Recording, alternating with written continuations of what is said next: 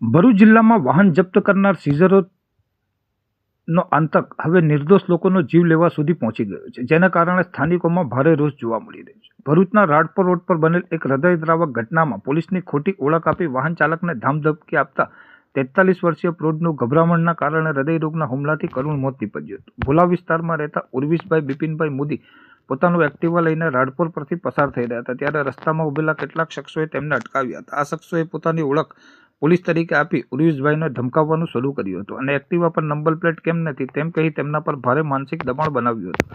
નકલી પોલીસ બનીને આવેલ આ સીઝરોની દબંગગીરી અને ધાકધમકીથી ઉર્વિશભાઈ અત્યંત ગભરાઈ ગયા હતા અને આ માનસિક તણાવને કારણે તેમને ચાલુ રોડ પર જ હૃદયરોગનો તીવ્ર હુમલો આવતા તેઓ ત્યાં જ ઢળી પડ્યા હતા.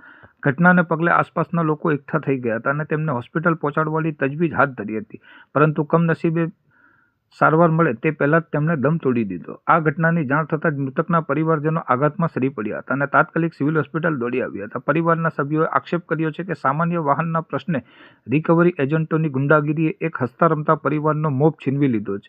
ભરૂચ જિલ્લાના સીઝરોનો ત્રાસ એટલી હદે વધી ગયો છે કે હવે તેઓ પોલીસના નામે લોકોના ખિસ્સા ખંખેરવા અને માનસિક ટોર્ચર કરવા સુધી પહોંચી ગયા છે.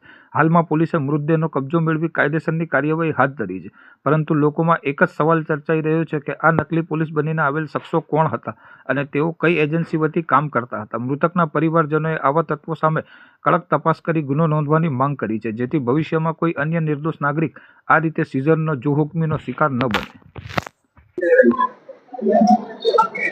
स्कूल में जॉब करू छू। मारा हस्बैंड मने लेवा आई थी। अर्ध रस्ते एक बाइक सवारे अमने उभा राख्या અને કે સાઈડ પર ઉભા રહો. પાછળથી બે માણસો આયા, બીજી ગાડી લઈને 4 જણાએ અમને સાઈડ પર ઉભા રાખ્યા અને કે 3 મહિનાથી તું ગાડી માટે નંબર પ્લેટ ને ગોલ ગોલ ફેરવે છે અને પૈસાની માંગણી કરી હતી. અમારી ગાડીના કોઈ હપ્તા બાકી નથી, નંબર પ્લેટ બનાવવાની બાકી હતી, તે કરાવવાના જ હતા, પણ એ ઉપરા ચાપડી ખર્ચા થવાને કારણે એ રહી ગયું હતું કામ. હમણાં મારા હસબન્ડે ટ્રીટમેન્ટ લીધી હતી અઠવાડિયું પહેલા. એ હાર્ટ પેશન્ટ છે. કોઈ હપ્તા બાકી નથી, ખાલી નંબર પ્લેટ કરાવવાની છે. આગળ પણ એ લોકોએ અમને રોકેલા હતા, પૈસા માંગતા હતા. ખબર નહીં, પોલીસના માણસો છે એવું કહેતા હતા. મારું નામ નિકિતેશ બિપિનચંદ્ર મોદી છે. હું આ મરનાર વ્યક્તિનો મોટો ભાઈ છું. જે મને હું નોકરી પરથી નીકળીને આવતો હતો, રસ્તામાં મારી પર ફોન આવ્યો કે તમારા ભાઈની તબિયત એકદમ ખરાબ થઈ ગઈ છે. તો મારી ભાઈની વાઈફે મને જણાવ્યું કે અમે એને રંગૂન હોસ્પિટલમાંથી સિવિલ હોસ્પિટલમાં લાવીએ છીએ અને એમને કીધું એ પ્રમાણે એની કોઈ લોન બાકી નહોતી. એક્ટિવા ચલાવતો હતો, ખાલી એની ભૂલ એટલી હતી કે એની નંબર પ્લેટ નહોતી. એ નંબર પ્લેટ નહોતી એ પ્રમાણે એને 3 મહિનાથી હેરાન કરતા હતા. એની પરિસ્થિતિ એવી નહોતી કે કરાવી શકે એવો હતો, કારણ કે છોકરાઓનું ભણતર, દવા, એટલે એને જારોદાર રિક્વેસ્ટ કરી હશે કે હું મારી રીતે કરાવી દઈશ, પણ આજે એને વધારે પડતો હેરાન કર્યો અને એવું કીધું કે અમે પોલીસ તરફથી આવીએ છીએ.